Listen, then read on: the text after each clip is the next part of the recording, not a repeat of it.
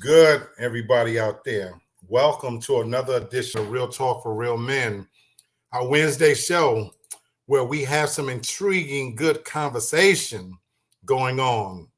My brother Lamar, what's going on? Yes, please come on in and click like and share. The Real Talk for Real Men show is a part of the TFG Live Network. Come check us out. If you're not on this train, you're missing a great ride. So we're at Hump Day. I hope everybody is having a good, productive week. And hopefully when you've made it to this point, you're doing like I am. If you're off work, light it up if you got it. Pour yourself a nice drink.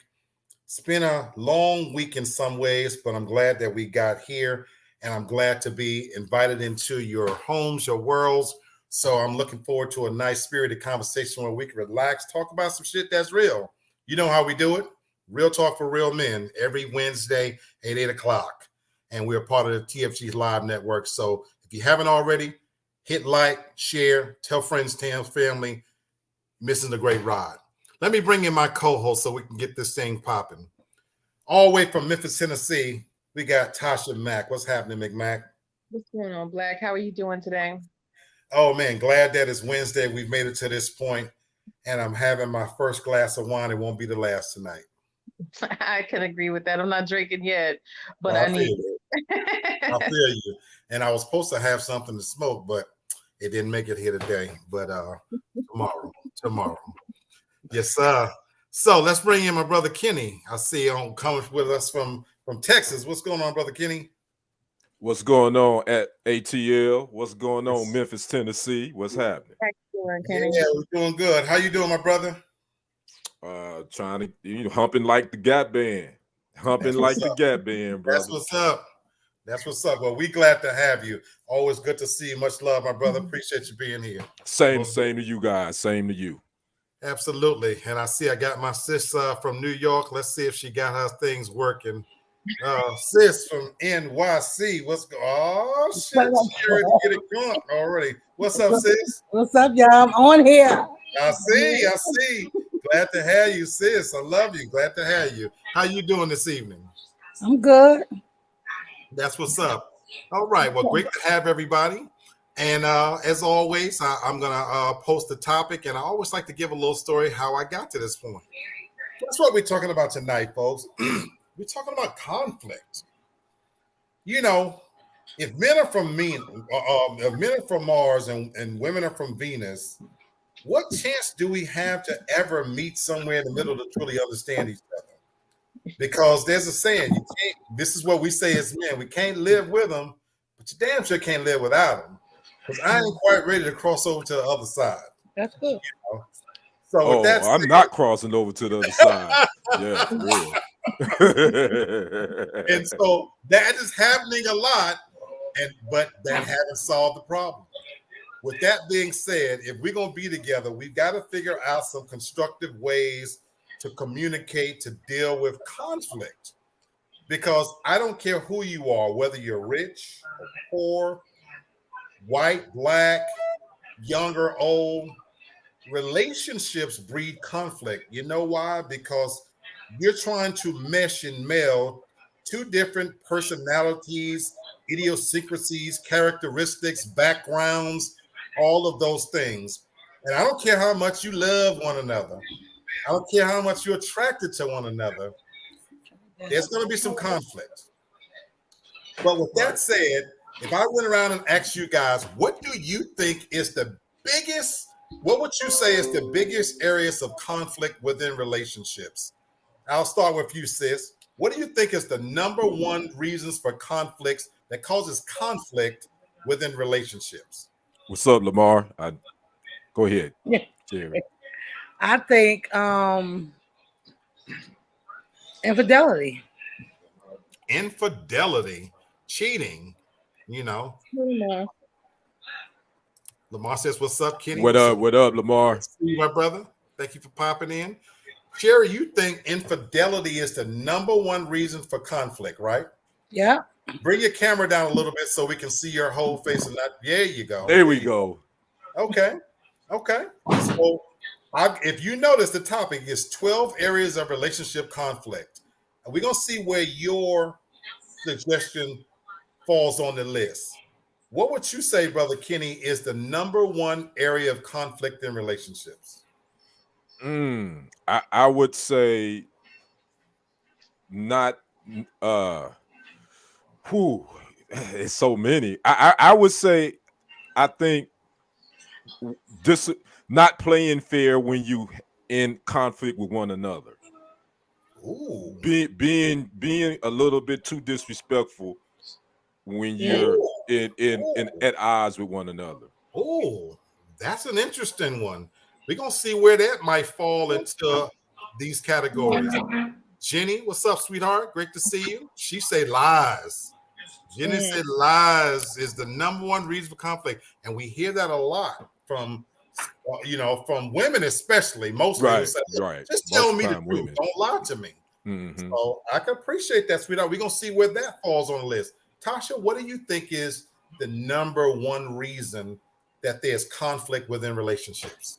In 2021, finances. I think that's a major power struggle going on in relationships right now, where women are making more money, and of course, like who should be the leader. I do think finances is a main factor. Money. I was surprised nobody said that one first. That was what I would have thought, and I'm not. And what I'm going to share with you, that doesn't mean it's an all-encompassing list. It doesn't mean it's right, but I want to share with you this study that was just done. It was a recent study that was done at the University of Madison, Wisconsin, at the School of Human Ecology. What's weird is that this is actually the school I represent. So I thought that was very fascinating. Yeah, and so what they did is they talked to 100 husbands and 100 wives. Okay. And they asked them to privately keep track of their fights in diaries over the course of 15 days. And then they built this study to basically talk about the things that causes conflict. And what we're going to discuss is where these rank and in terms of how important that they fall. And I think there's going to be some surprises in here as to how they rank this. And again, this was their study. But as I went through the list, it doesn't, we're not going to so much care whether it's the number one, but we are going to discuss how these things cause conflict. And of course, on Real Talk for Real Men, we don't just throw it out there. We talk about some solutions. So we're going to talk about the very first one. What about conflicts over personality? Oh. Conflicts over personality. So we're talking about situations where, you know how maybe your mate is a little too talkative. Maybe they're too flirtatious, or maybe they're insensitive. You know what I'm saying? And so these are things about personalities that come into play. And this study found that 5.5% of arguments reported by husbands were over personality, and 8.6% was by wives about personality. And so this talked about people don't tend to date, marry, and have children with people they find insufferable. So we're not talking about people that don't get along, but we're just talking about the personality differences and how they tend to show up and create conflict. What do you guys think about this? Personality conflicts. I can definitely see that being an issue. Like you have an introvert and an extrovert. You have some things as far as personality where at first you can find these things endearing and you can overlook it. You can overlook them. However, it comes a point sometimes where you've just reached your limit. Like, why would you say that? Or they want you to be, if they want you to be different, don't act like that. Where you may not think that you're being rude, but it can be, it's subjective. It can come off a certain way. So I definitely get that. Beautiful point. Why do you think we as people do that? And I want to know your perspective as a woman. Why is it that the same things you let go in the beginning, that all of a sudden now you're in a relationship with this person and they bug the hell out of you? Why do we do that? Well, because the newness has worn off. Now you've seen this person in all facets. You've seen them at their worst, you've seen them at their best, and certain parts of them just really start to annoy you. And it's not, everyone has pet peeves. It's just different levels for different people. I don't think there's anything wrong with it. I know it depends on how you respond to it. But Absolutely. I can definitely admit that I probably get on people's nerves. I'm not above that. I know that I can, like a common word for me that I've been described by, even with people in relationship, is you can be such a bitch sometimes because you're just so nonchalant. It doesn't offend me. Like I know, like I can come off that way. So Right. I love that you're self-aware. I oh, love that you're self-aware. What do you think, sis, about this one, about personality playing a role in creating conflict in a relationship? I agree with everything Tasha said because I mean it definitely can be a conflict because even me as myself, I come off a little rough to some people. You understand? And I mean that's not necessary. You know what I'm saying? Who I am, but it's just, I don't know. Maybe it's from where I'm from or how I grew up, Right. and maybe my upbringing of our mother. And so I definitely agree with it could be a conflict. Mm-hmm. I think you brought up a very valid point, sis, that we get our personalities from our backgrounds and our upbringing, and so sometimes I think we don't take enough time digging into meeting that person's family because whether we believe it or not, we're looking in a mirror sometimes as to that's what you're going to be getting. And before I come to you, Brother Kenny, Brittany says, I once dated a guy who thought I was a child at heart. Come to find out, he was just plain child. Oh, Oh my God. Oh my God. That's very interesting. yeah. So, Brittany, I would ask then, did you find it creepy that he was attracted to that childlike quality? And then what happened once he found out that, no, I'm a grown ass woman? You know what I'm saying? Brother Kenny, what do you think about personality when it comes to creating conflict in relationships? I think Tasha and Sherry both nailed it. Definitely Tasha. I think once what you find endearing at first, after a while, then you really get to you sit back and really get to dig deeper, and you get to know. He's like, oh, okay, that ain't as cute as I used to think that was. Right. But I also think that I can be sometimes. Your personality is just who you are. I mean, sometimes you don't mean no harm. And sometimes people can say, I know I've been told that some women say I'm a little bit too aloof or too reserved. Right. But I mean that's who you are. So a lot of times that person's personality is just who they are. Absolutely. So you just either like, okay, I can work with this, or you're like, I don't know. I don't know if I can deal with this on the long term. And that's okay. Absolutely. And that's okay too. Absolutely. Let me ask you a question, Brother Kenny, because you and I are on a very similar boat, being single and we're looking. As you've aged, do you find that you're more or less flexible when it comes to giving of your personality? And I ask that because I think that as a younger man, I was more willing to bend. Do you find that as you've gotten older, are you more flexible or more rigid when it comes to your personality traits? What's up, Lady D? Glad to have you, baby. What's up, D? I can say I'm less flexible. I mean, because at this point, this is who I am. And I hate to say the term "take it or leave it" because I also want to leave room to be able, if it's someone I'm digging, I want to leave room to say, okay, I can see where you're coming from. Let me work on that. But the true core of my personality, who Kendrick is, nah, I'm not gonna change. I'm gonna be who I am. I find I'm the same way.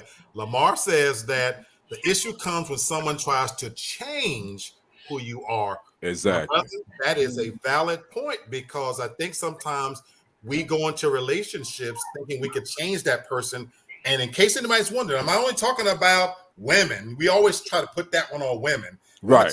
Them. No. It's just as many men. How about the men that meet a woman that is flirtatious, sexy, maybe even working, the dance industry, and he's attracted to that.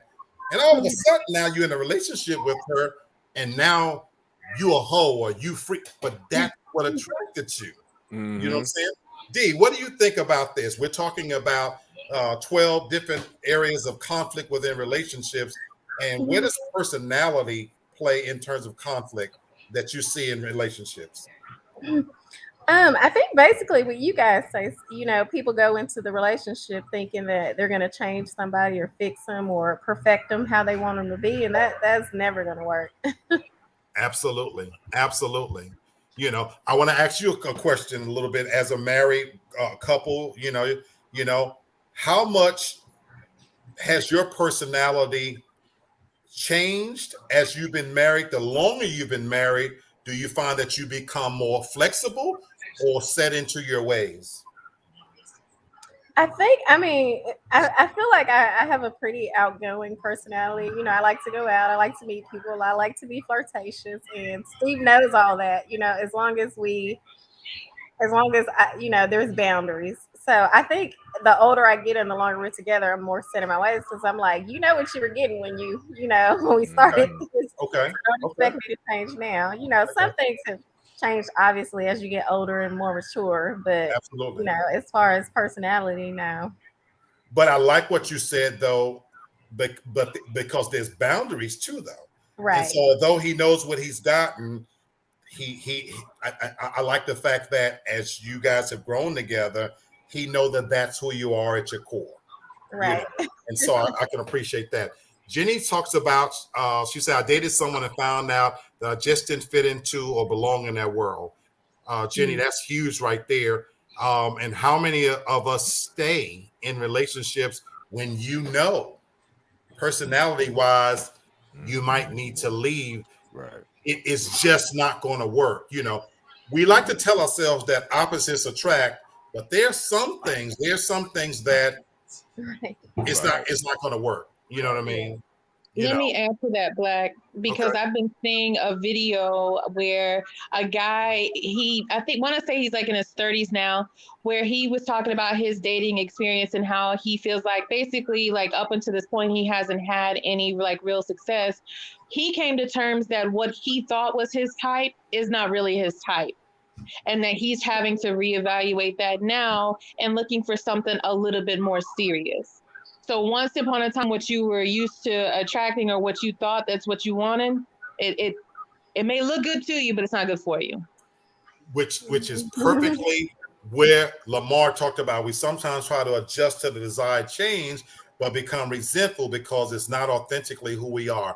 I have found that when I was younger, I could pretend more. You know what I mean? Because there was something I was trying to get after or whatever, maybe the physical attraction was strong enough that I'm going to tolerate that, but as I've aged, to your point, Brittany, that hood personality and uppity personality, both of those just won't work with me. Nobody used to like ghetto bitches more than me.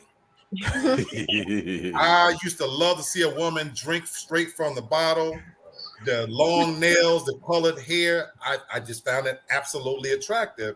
But as I've aged now, I cannot hardly stand that. It completely turns me off. And then the other end of the spectrum, the uppityness, I've hit a point in my life where I'm so comfortable who I am. Now, while I don't want you to drink from the bottle, bitch, I'm also not going to be buying you expensive glasses to drink out of either. Sit your monkey ass down and drink out of a regular glass. Don't worry, I'll find somebody to pay for it.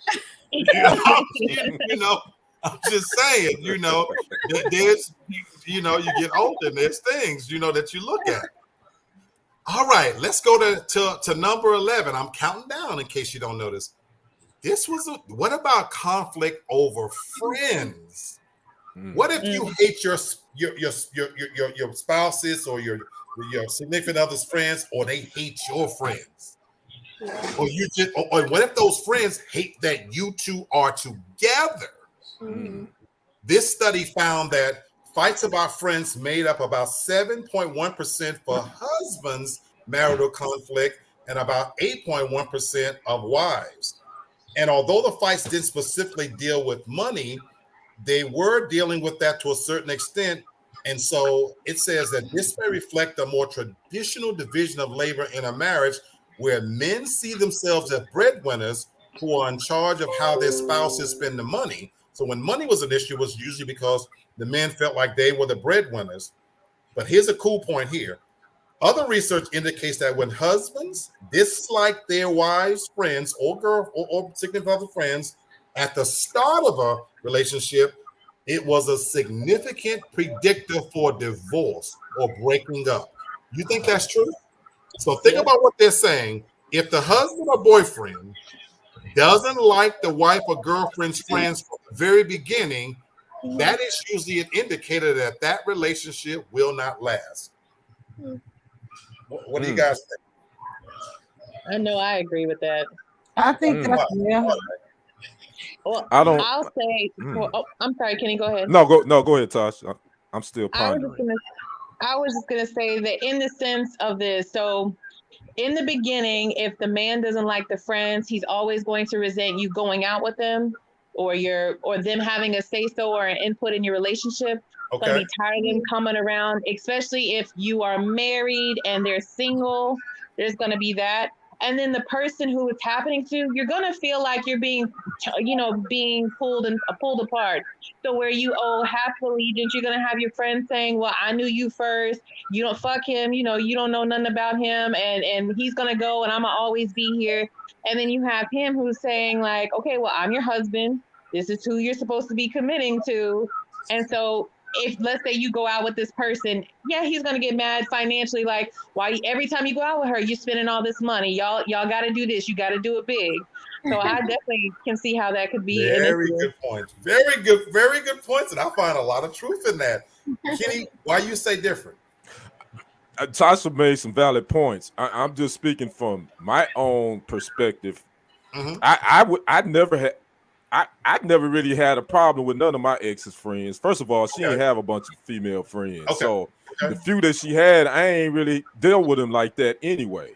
So, and I've never really dealt with a woman that they friends were just like, whack like that. So, but I can see what Tasha's saying. I can see that, especially from a man that's controlling. Especially from a man that's controlling, he gonna have a problem Good point. probably with you, kicking it Good with your point. girls. So Good point. Good point. Coco, welcome to the show, sweetheart. We got to get you on live. Appreciate you popping in.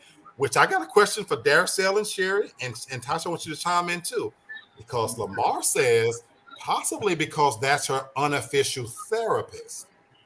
What about when the woman's best friends are men? What if they're men? Because women tend, even though they have a real good female friend, they don't always tell her everything, but they will open up a lot more and tell that male friend. What do you guys think about that dynamic? We Steve and I actually had a situation where I met a girl and me and her became really good friends, and I was kind of looking for a married couple, that we can go on vacation Right, with, hang right, with, and had kids. We're kind of similar people that were happily married, wasn't trying to sneak and creep and all. So right, right. we started hanging with them. We went on vacation with them. And the husband, the girl, she's cool, but the husband is slick, like almost saying some, borderline racist stuff, toward white oh, people. Yeah. Oh, So,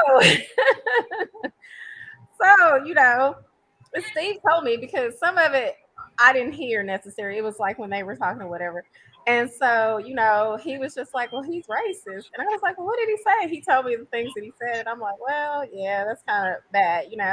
Um, but I was kind of torn because me and her are friends, and it was like they weren't even friends, they just introduced, right, I'm hoping that they would get along because me right. and her are such good friends. But it ended. I mean, me and her are still friends, but me and her talked about it, and we just decided that we're gonna do things without the husbands. So me and her stayed friends, but we don't bring the husbands around each other. What I like about that, that's cool because you made a business decision to save the marriage because Right. look, Right. you have to take his feelings into account. Oh, Yeah. of course. Yeah. You know what I'm saying? That's real. You know what I'm saying? Welcome, Yana. How you doing, baby? Glad to be on the show. Brittany, you make a good point. It kind of relates to show me your friends and I'll show you your future. And that's a lot of truth in it because who we time with, it really kind of can relate to. It can make you question if them, if I hate this person or don't like them and they're driven towards them, what does that mean? Sherry, what do you think about this dynamic, when it comes to friends being a source of conflict? Well, as you know, brother, I always have more male friends than female friends. Mm-hmm. So my husband met me in that type of way. Mm-hmm. But usually I would introduce them to him. I really don't have a, what I'm saying, for he can know them as they're my friend. You know what I'm saying, as guys. But my husband, he really don't intertwine with people too much like that. Right. You know what I'm saying? But as long as I keep it respectful, I never had a problem. Quick question though. Is he more accepting though of your male friends or your female friends? I'm just curious. He more accepting of my male friends because some of the female friends, he would, he more say he don't like some of them. You know what I'm saying? Okay. I don't really carry a lot of women friends anyway, but he has, told me different ones that he really don't like for whatever different reasons. You understand? But I really don't have a problem too much with that. Okay. Well, Brittany bring up a good point. That male friend you got, who's that therapist, usually a shoulder to cry on becomes a dick to ride on. I disagree. Okay, go ahead, Tasha. I'm letting you have the floor. The reason why I disagree, Black is my confidant. Black knows everything there is to know about me. He knows more than, I have a good female friend. He knows definitely more than she does about me. And it's for the reason, I do think, I think silently they may judge you, women will judge you based on like what you tell them. And so that's why I find it easier to divulge things to you.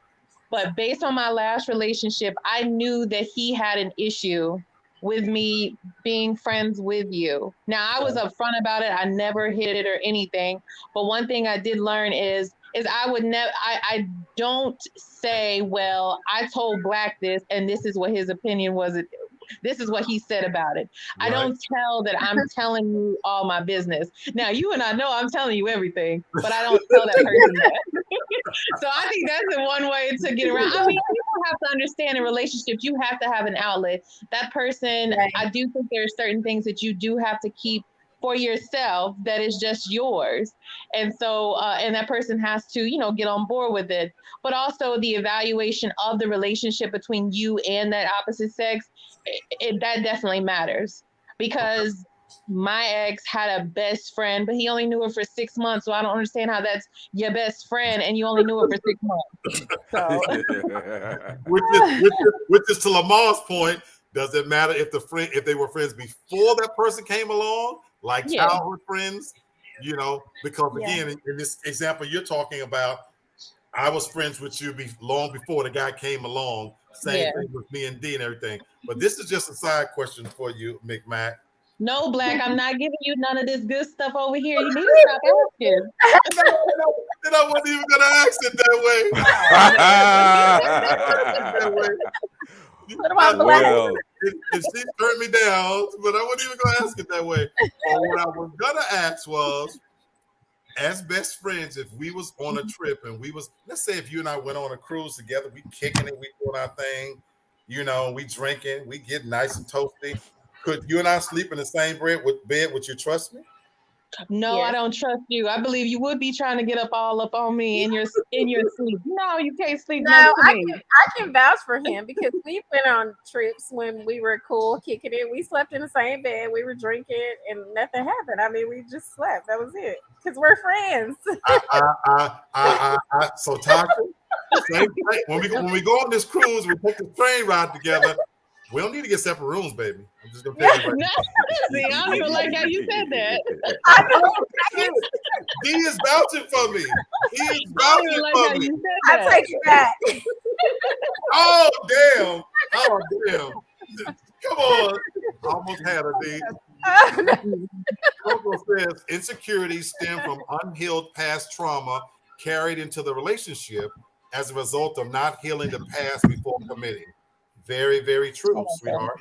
Very true. And to the point of this conversation, I think if you've been cheated on before, and if you have experience with friends crossing that line, you can bring that into the relationship.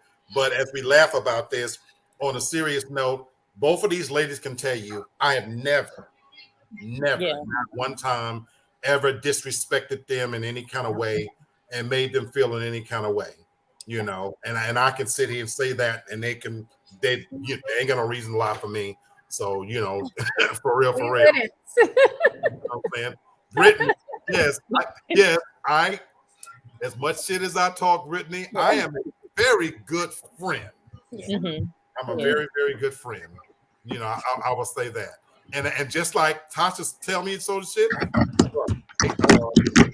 Tasha, they know my shit. They know how I get down. They know my dirty secrets and all that shit. So, all right, number 10. What about conflict over intimacy? Fights about having enough sex and showing enough affection are important to relationship happiness, but get this, often weighs less because couples tend to handle them in constructive ways. And I want to see if y'all agree with that. Arguments about intimacy only made up about 7.9% of total conflict for men and 8.5% of conflict for women. What do you guys think about this? Conflict over intimacy. So was it saying that women tended to have more conflict than men over Just intimacy? Is that slightly. what that? But notice where this is falling on the list. It's all the way on the list at number It's 10. number What 10. is saying that Mm, not as many fights over intimacy happen as you would imagine because couples tend to resolve them in a constructive way without it really creating a big to-do. Do you guys agree with that? I'm kind of Yeah. shocked that it's that low. I thought it would was. actually be higher. Be I honest was with too. you, because I think you find that a lot of times that it's especially for men. I think men have a problem, like they feel like they should get it whenever they want to. Whereas women tend to be like, well, you got to give me some foreplay, player. I mean, and that starts when we wake up. So it ain't gonna be just like that. So I think it's some accuracy to that, but I'm actually kind of shocked that it's that low. I thought it would be a little higher on the I list. was too, Brother Kenny. And before I get to my women, I want to give y'all some food to thought because I looked at the flip side of that too. I think now women are far more in touch with their sexual selves. I'm 54. I'll be 54 years old in January. 20 years ago, women wasn't talking openly about oral sex and what pleased them and the roles, and they kept a lot of. But we live in a world now where look, they're not playing and they're telling you up front what they look like. So the flip side of that is, what about where guys were like, look, I'm cool with 2-3 times a week, but the woman's like, oh hell no. If you want to keep me, I'm going to need more. So I was surprised this was that far down the list too. So ladies, I'm looking for your input on this one right For here. real, me too. Brittany says constructive meaning self-pleasure what- or cheating. Right. That was my question of how it was going to be resolved. Is it cheating? Is that what it is? Because that is a common it's a common issue that you are seeing with couples. There's been, a lot of videos where women are saying that they don't want, that they're tired, that they're taking on more at home, and that they're not able to have that type of energy that the man is wanting from them, where they're constantly feeling like they have to like kind of push them off, like, no, I took care of the kids, I worked all day, I did my 40 hours. And they're saying to men, all you did was go to work, and then you came home and you didn't even really help with the house stuff. Ooh. Yes, I see that all the time. Yeah. Ooh. And so I would really like, I'm surprised that it is as low as it is as well. But I would really, like Brittany said, I'd really question what is the how are they resolving it? Wow. Very, very good point. Well, to what Kenny said, Kenny, I think the way I think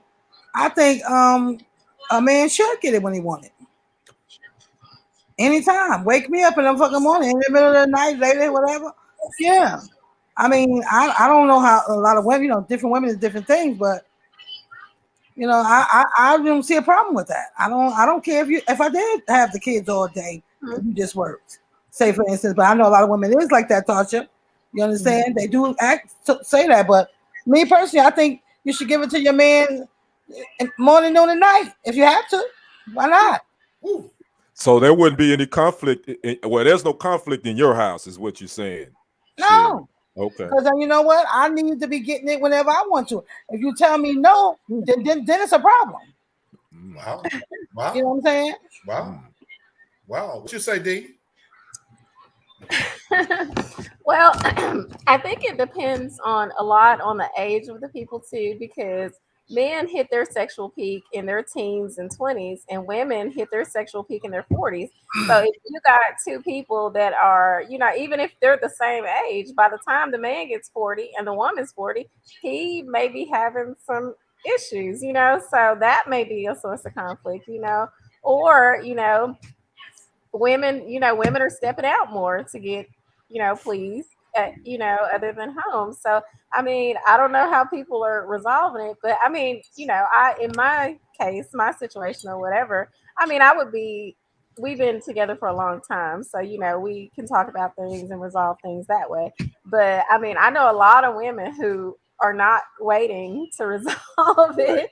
They've already got a little side thing going on. So that's the solution, yeah.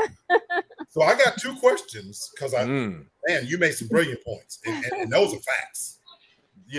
That's real. Look, there's anomalies. Don't get me wrong. There's some older cats out there that'll tell you a new one. They've taken care of themselves and all that.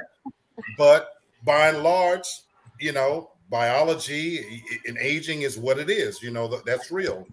But I got a question. When it talks about intimacy, I want to ask the ladies this.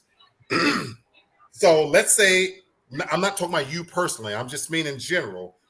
If it's a matter of intimacy, because intimacy and sex is two completely different things. So if it's a matter of intimacy, would it work if the man is not able, or he just don't want to do it all the time, but he is doing the things that are inclusive of intimacy?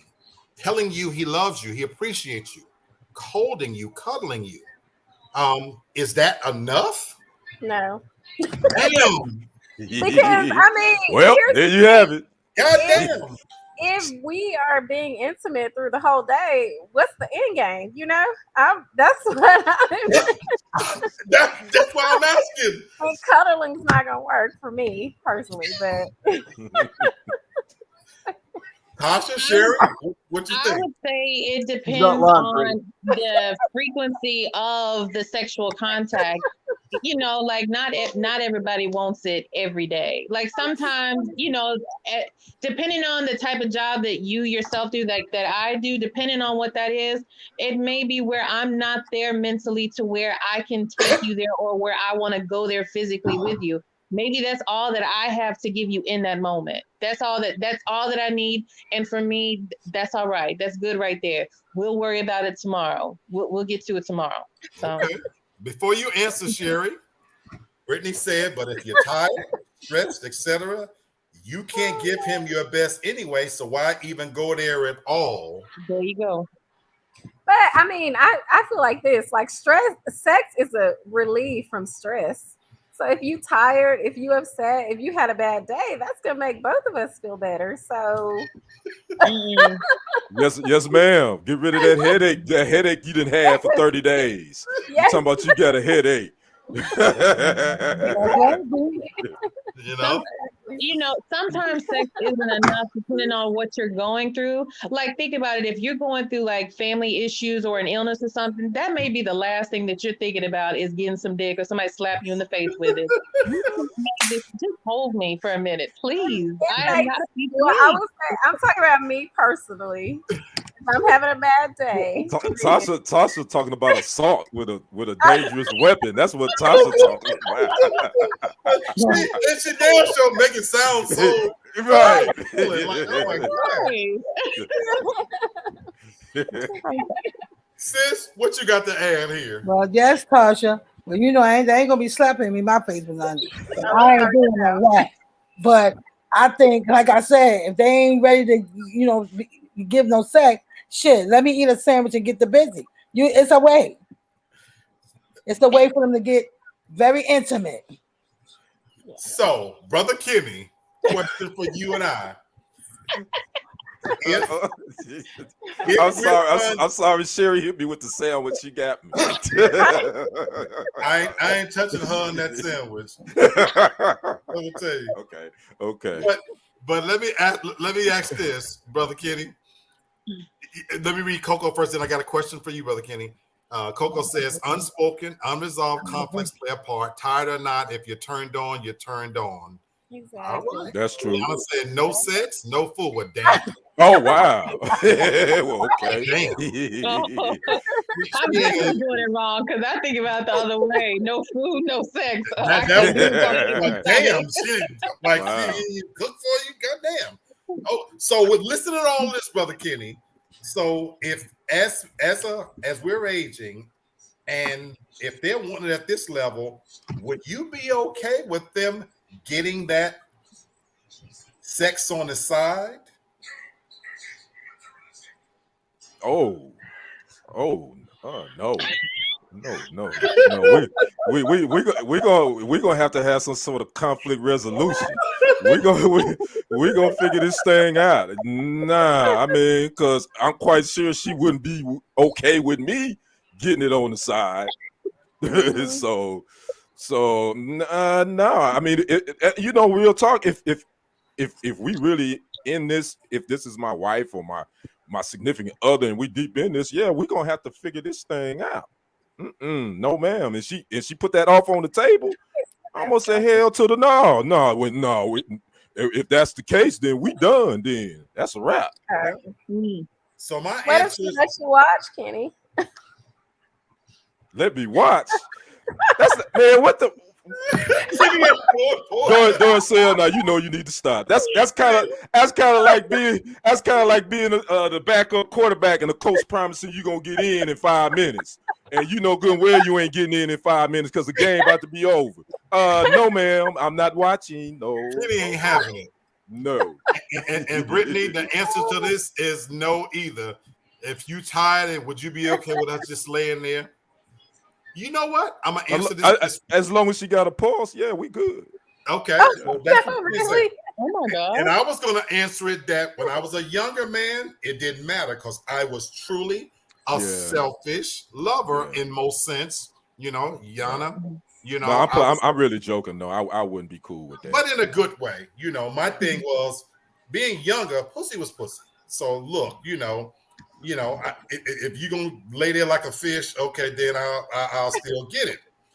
As I've aged, I want good sex, right? Because I ain't got the energy and the stamina no more to be putting out on no dud. So you have to be good now. But I want to say the other part. Ironically, if I can provide intimacy to the woman, and that's still not enough, because if I can't uphold my end on the physical aspects, get you some, baby. Now, don't tell me. Cherish. Don't tell me. Now, those 3 rules are still going to apply in case you don't know who I am. Don't bring me nothing, because if I'm raw dogging that pussy, and you go out and get you something on the side and you bring me something, you're gonna come up missing. So don't bring me nothing. Make him jimmy up. You know what I'm saying? So that these rules for you, Black, would be with someone that you really intimately like I mean in this love from with. the bottom of my No, heart. I'm saying this woman with you, it would have to be someone you are really truly in love with, though. Oh to yes, do that. yes, Oh, yeah, okay, okay. yeah. We're not talking about some side jump off, bitch. Oh, No, okay, it's just, okay. you know, because then, you know, I don't care what you do anyway, and I'm Right, gonna get it my way. And if I don't ever see you again, I don't care. Right. You know, Okay. I got a nasty 50 down here from New York right now. If the mood strikes me, I'll knock her down, and I'll never see her again. I don't care. But that's a whole nother that's a whole nother ball game. But if I'm really feeling you and involved with you, my thing is, yeah, if I'm providing all the levels of intimacy and it's still not enough, don't bring me nothing. Don't get caught. Because I'm not the dude that you can do it openly. I'm not that guy. And then make sure that if you're getting it on the side, at least he's on my level. Because if it comes out, go ahead. Well, in that situation, I would want the ladies to answer. If you were in a situation like that, what Black is describing, would you just leave or would you just stay? Just leave. Well, for me, just leave. Because then it's like it's just too much. Where where I feel like that I gotta be covering my tracks and stuff like that. At some point, it's just gonna be like, you know what? Let me just leave because this ain't benefiting either one of us. Okay. I would stay, but we would have to come to an understanding. Like, you know what I'm doing, and you know the reason why.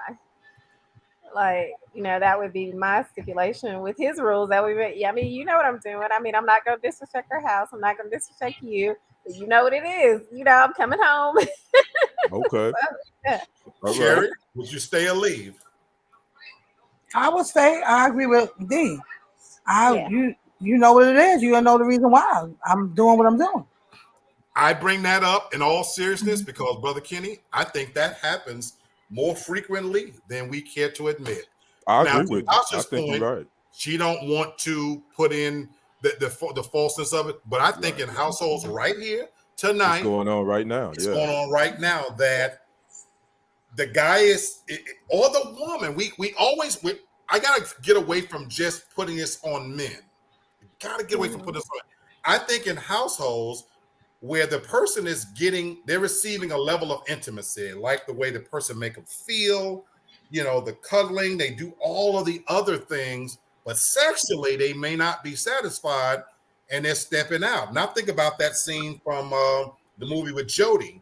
You lied to the person you love, what I'm saying? He told Yvette, I lied to you, It's but I'm funny telling you them brought all the truth. it's funny you brought that question up. That was a question in a relationship group.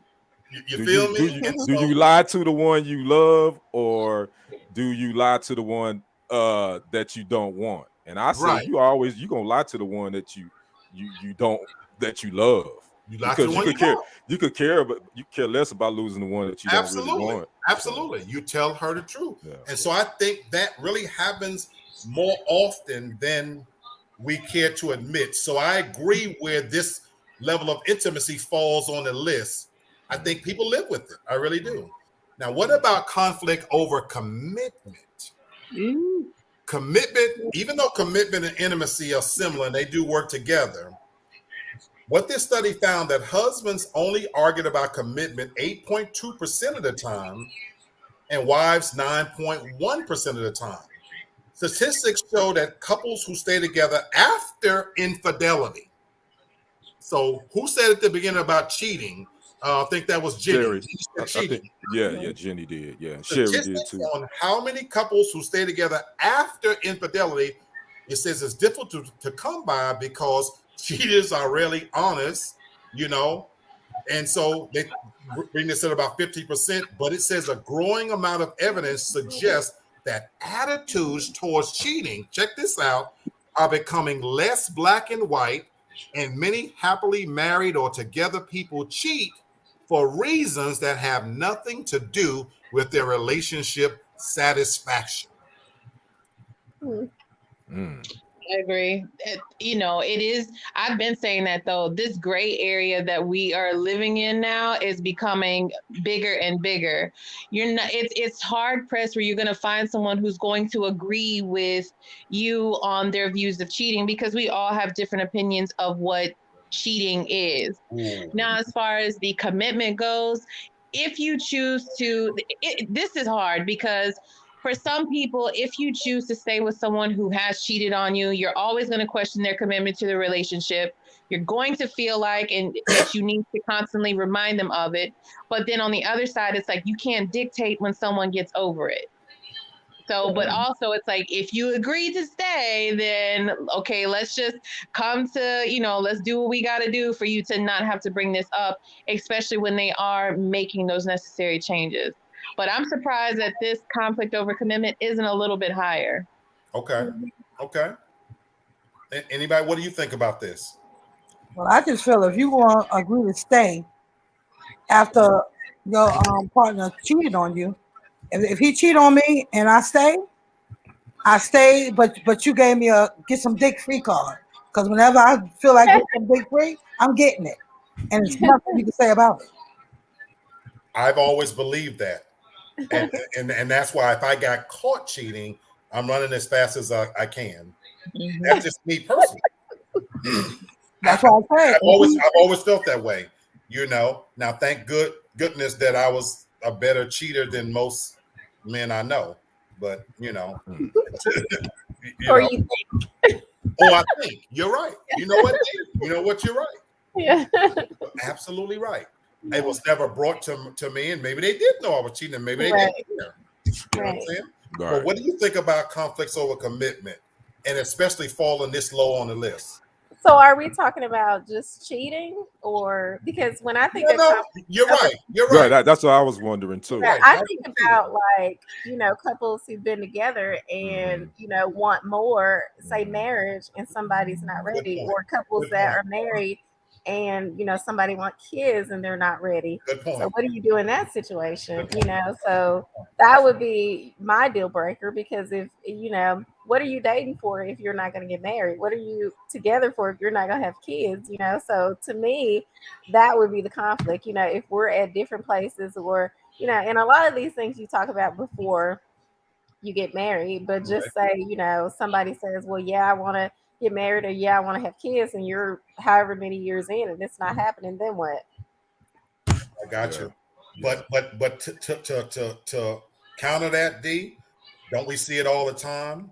Yeah. You got people that have been together for 7, 8, 10 years, and clearly there's no commitment. Right. There's an old saying. I'm telling my age here now. Mama always said to tell the daughters, if a man can get the milk for free, why the hell is he going to buy the cow? Mhm. So growing up my whole life, I got family members right now that we might say this is his wife, and she's not his wife. He never saw the need to marry her. And they've been together for 40 years. He never saw the need to marry her. And somebody out there might think, well, why this new generation, well, why is marriage important? Exactly. Okay, so here's the thing though, and I've seen this with my own mom. Gave 20, 30 years of her life to someone. He went back to his wife. At the end, he was rich. Sherry can testify to this.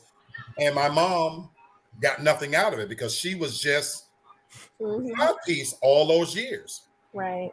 I have family members that have been in that situation where after all those years, so commitment, to your point, D, is more than just cheating.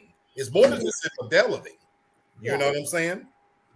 Sherry, Brother Kenny, what you say on this? Darcel hit it, because when I was looking at this, I was like, well, commitment is more than just infidelity. It's about one person may want to commit to something more, and the other person is kind of on the fence about, I don't know if I want to commit. So definitely that's going to be a conflict. And I always say, if that commitment balance is off like that, right, it's best that you don't even try to resolve it. It's best to just go your separate ways, because it's going to be always one person going to be frustrated over this person is not wanting to commit.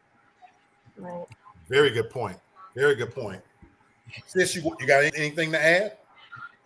No, it's just all about what a person really want. Because if you have a lot of women out here that might not want to be married. You understand? But I mean, if you do want to be married, I wouldn't be being with no man no whole lot of years and he ain't marrying me. Okay. I'm gonna take it a step further, and to D, your point is, I'm gonna take it even out of the realm of marriage. Because like what Kenny said, to me, it's about moving in the same direction too. But I'm not surprised when I read that this was this far down on the list, because I think in today's current relationships, I don't know what they call each other anymore.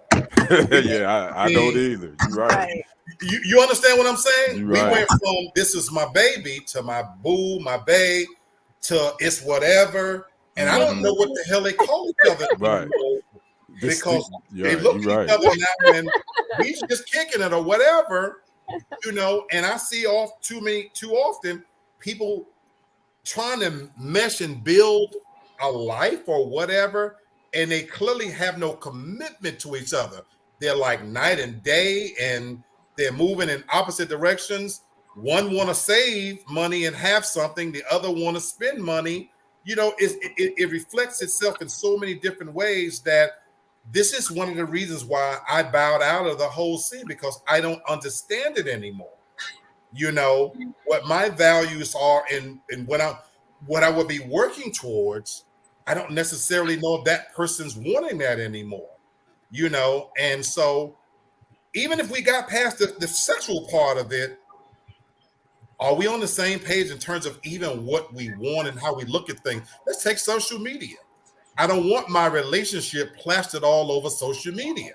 But we live in a world now where the relationship goals are to be known on social media as the great couple. I know people right now that if you go to their Facebook and Instagram pages, they're the most, they'll touch your heart. Oh my God, I want to be just like them.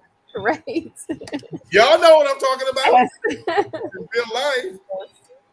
But in real life, they a mess. It's a mess, And so the commitment part, I get where it's only at number 9, because I don't know if that's a real thing anymore. That's what I say. So this next one is a real good one, y'all. What about conflict over relatives? Oh. Fighting about relatives is a lot like fighting about friends, but more intense. Right. So family is an extension of oneself. Right. You don't get to choose your family. You know what I'm saying? And you can't just willy-nilly cut them off completely. Right. You know what I'm saying?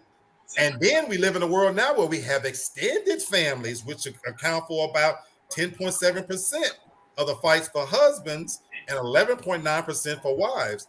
So whether it's an overbearing mother-in-law, you're going to like this one, D, a racist grandparent, or an unemployed brother that's overstaying their welcome. You know what I'm saying? These are things that can come up in a relationship and really increase the risk for divorce and breaking up. What do you guys think about conflict when it comes to family? That's definitely a big one. Go ahead, D. That's a big one, though. We've had a lot of conflicts over family. I think mostly his, but I'm the first Black woman that he's ever dated, the only Black woman that he's ever dated, and the town that we live in is predominantly white. Okay. So I don't think his family or whatever anybody were expecting it, and so we've had situations where we've almost broken up because a family member said something racist to me, and I'm looking at him like, which side you on? Because if you ain't on my side, that's it. And we had situations where a very, very close family member of his said something offside, and same thing. I'm like, her or me? Like who? Maybe I hear you. It's like you got to take a stand, because if we're married, we're supposed to be one. So I got your back the same way you supposed to have my back, and my family would never, because they know I would check them on the spot. So I expect kind of the same, respect that I give him. So yeah, as far as the family, and sometimes you actually have to cut your family members off, to save your relationship if you want to keep it. Sad but true, and I've That's experienced true. it. And I've Yeah, experienced that. yeah. You know, Sherry, Tasha, and Kenny, what do you think about this one? Conflict over relatives. Well, I'm listening to be your story, and unbelievable. I have a same similar situation, and we both black, but I'm Oh, with a Caribbean, a Jamaican, yeah. and because they consider us Yankees, and I had to tell them many times I don't play football. I mean baseball. Yeah. We the same color. You feel me? And then they also have this thing where no matter what, their mama come first, not before me. You better compromise some kind of way, some kind. See, I ain't the one. You feel me? So I listen, and it's so sad that we are both black and you have to have these conflicts. You understand? Because if it comes, for me, if it's a situation with my mother and my husband, you know what I'm saying, I'm a compromise between the two. You know what I'm saying? But you ain't gonna be telling me nothing about your mother come first because you should be with your mother. That's how I feel. Right. I'm with Sherry on that. And that was a social media experiment too that went Yep, around for a exactly. while, where we saw where the guy pulled up with the mother and who should ride in the front seat kind of deal, because it highlights just how sticky that whole thing can be. You know what I mean? What do you say, Brother Kenny and Tasha, about this one? This is a doozy. Go ahead, Tasha. This is a doozy though. Well, I would say, it's sometimes it's difficult because you may have one spouse's or one person's family who is a lot more needier or a lot more invasive in your space.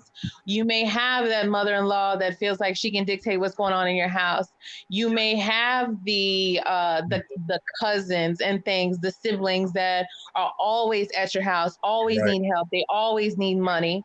And that can be a source of it. Or you have you may have one partner in the relationship who doesn't know how to stand up for themselves, who feels like that they do have to overcompensate because maybe they have become successful later on in life. So it's a tightrope. I'm not surprised about where this falls, like as far as conflict over relatives, like on the list. But it's definitely something to consider. That's for sure. Absolutely. I agree. Brother Kenny, I just think this is one of those conflicts where you have to set boundaries from the gate with your family. When man or woman, when you decide to take, I do with your spouse, you gotta let your family know, because we all know we know the members in our family that's gonna act a fool. That's gonna try to step over their boundaries. Right. Everybody got them in their family. Absolutely. So you got to let them know, look, I love you, we family, but you can't be disrespectful. You can't. Well, that's not happening here. So you got to set that early on. Now, obviously, there's going to be issues and situations that come up during your marriage or relationship, and you just have to handle it accordingly, and be willing to not only make sure that your family member knows, okay, this is how we're going to resolve this, and you have to speak with your spouse too and say, hey, look, let's try to resolve this. I'm gonna make sure they're not gonna disrespect you, but we also got to make sure we're not coming at them at a different as a disrespectful way too. So absolutely, it's touchy. Believe me, I've kind of had to I had to deal with this. I know I have, and you talk about setting boundaries. I was young and didn't know any better. I've actually lost relationships because of this. Being older, I know better now, but I didn't set boundaries in the beginning, and not just with family members, but with the person you're with. Because I have been in situations where, you date somebody and they tell you on the front end, my relationship with my mother is so strong. It's my best friend, or me and my father. Oh my God. And I see this, y'all laughing. I see this all the time, stop it. I see this shit all the time. And I went into it without Kenny setting those boundaries. because I didn't at that time anticipate how strong a pull that was going to be. You know what I'm saying? But getting into it, all of a sudden, I did find that that was a major source of conflict for me.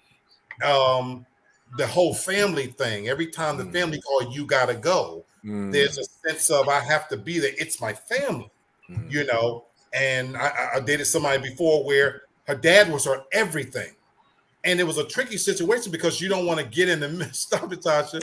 You No, don't want because that's me. Right, right. I'm not talking about you.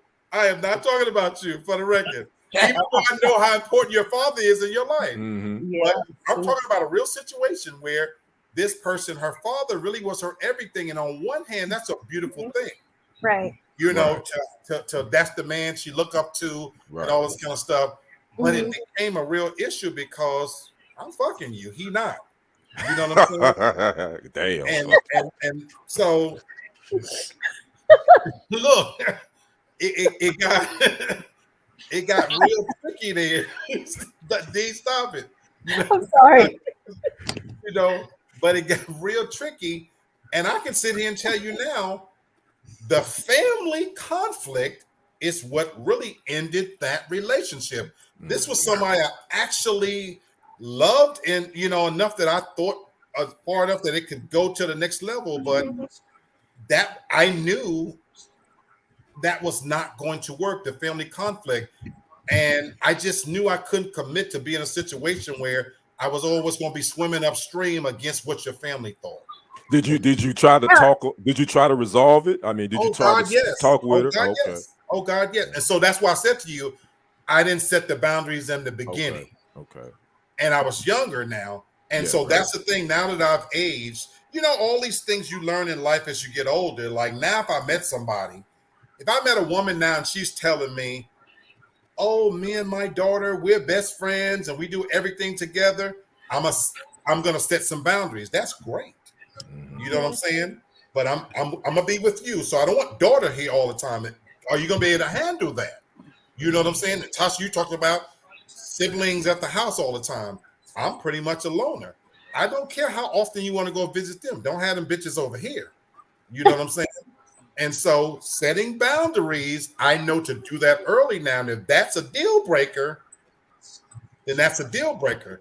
I tolerated all that when I was younger. And now I don't want to get off work and open the door and your mama sitting there, your cousin sitting there.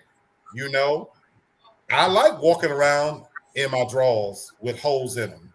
I don't want to put on no clothes. You know what I'm saying? I don't, you know, and I want the bitches sitting up in here. You know, Gotcha. Okay. you know, and I'm real picky about men, brothers and cousins and whatnot. I don't like big ass feet sitting at my table and at my couch and shit. You know. I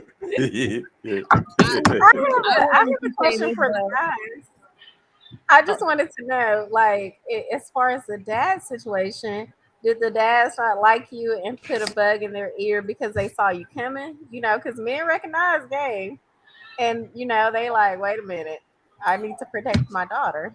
So could that have been? Can I answer that first? Can I Yeah. answer that first? Yeah. In this instance, I was trying. She had the best version of me, just so you know. Okay. In this instance, so I truly believe, D, that I didn't give him any inkling that I was doing anything wrong. I treated her with the utmost respect. I respected him. You know what I'm saying? And that's the thing. Actually, when I look back on it, I deferred too much. I actually think I deferred too much to the point where he took liberties, knowing that, okay, I think he took delight in that my word means more to her than his word. Oh. You understand what I'm saying? Yeah. Now, even if we play this out, her heart got broken because she found out all them years her dad was cheating on the mom, and it damn near broke her because she held him up in this light of being the epitome of what a good man is supposed to be. And I remember that day like it was yesterday, her calling me brokenhearted to find out that the dad had been cheating on the mom, not one time, for years. But by then we were broken up. We were friends at this point. So yeah, you know, Kenny, you can answer as well. What was the question again, D? She was like, maybe the dad was stepping in because men can peep game. Maybe he saw you Oh. coming. Oh, Yeah. well, my ex-father-in-law, man. I never forget the first time I met him. He slammed the damn door in my face. I'm like, gee whiz. But after getting to know him and we really became pretty cool, I understood why, because of prior to me of some of the dudes that my ex was dealing with. He just didn't like them. So obviously, any guy that came around, he was gonna Right. have that. So he said it wasn't in particularly because of you. It's just because of the past history that of my daughter, and I just didn't. The guys just wasn't what they were. So we ended up having a really cool. We still actually got a pretty cool relationship. So Tasha, you had a point, sweetheart? Yeah, because I catch myself doing that and having done that. I am quick to say, well, don't worry about it. I'll just ask my dad to do it. Don't worry about it. And I know my stepmom was probably like, I'll be glad when this bitch gets a husband because I'm sick of that crazy thing. But I will say, I'll just get my dad to do it. Or, like, don't worry about it. I'll ask my brother. Don't worry about it. I will do that. And I know that that's not right. But for me, I am selfish. When I want something done, I want it done right then. Like, because that's what I would do. If you ask me to do something, I'm going to do it right then for you. I'm not going to say, yeah, maybe it's going to be all right. And then, of course, I know that I can rely on my dad, and he's going to figure out a way to do it for me. So, Right. to go back to what Black said, though, I always tell women, don't be always throwing your daddy's name up to your dude's face, because your daddy ain't effing you. I am. D, that's what I dealt with this. You can't So that. I mean, I'm just saying as a man, because I dealt with this. And I told my daughter, and I have a 26-year-old daughter, and obviously she's the apple of my eye. I can do. So I know that she's probably doing these with these dudes. I said, baby, I know if you want to date, you can't be throwing my name up in their face all the time, because this one is real. They can't. They not your daddy. They not. Yeah. You know what I'm saying? So you gotta let them. Real. You gotta let them be them.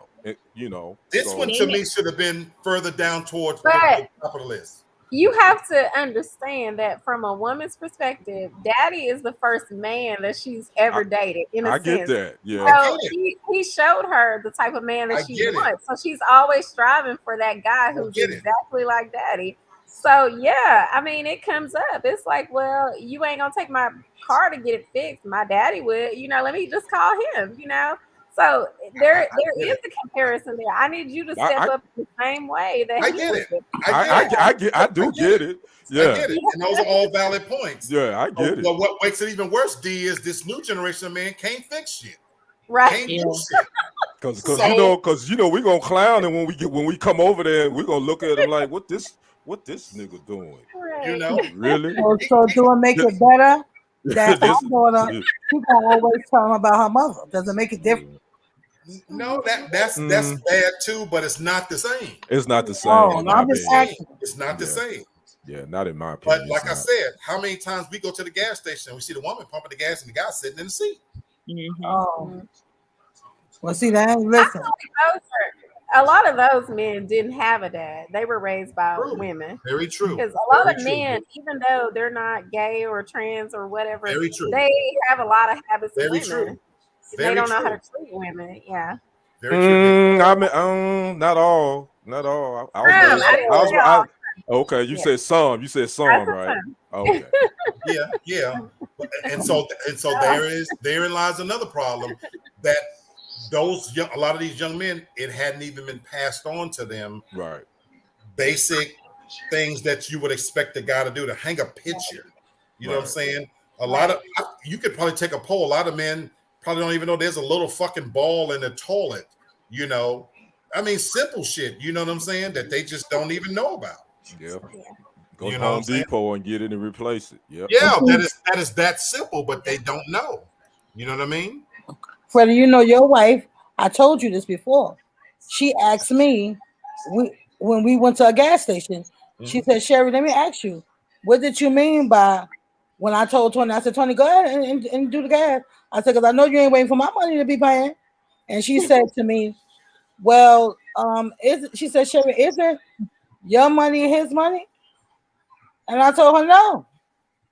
Yeah, but that's a whole different thing. Ooh, That's a that's a whole I nother know, but I'm just saying. thing.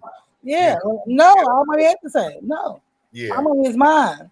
Yeah. And So his let's talk about conflicts over habits. What about conflicts over habits? Now, this one I thought would have been first to a certain extent, a little bit. I don't know, maybe I'm wrong. You know, this was talking about like a person's habits. You know, they chew too loudly. They're late all the time. They're looking at their phone all the time.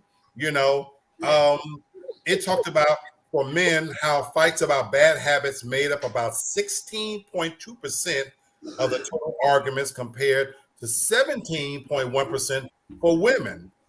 This is partially because not everyone cheats or struggles with intimacy issues, but everyone has some sort of annoying habits, and there's likely a few. Bad habits are universal, and there are ample opportunities to fight about them, even if the fights aren't serious. Right. So what do you think about this one, like a person's habits? That's a big one for me. Me and Steve have had several conflicts about this, and the chewing, like when you said chewing, he was laughing so loud because he I he heard somebody literally, laughing, and I didn't know what that was.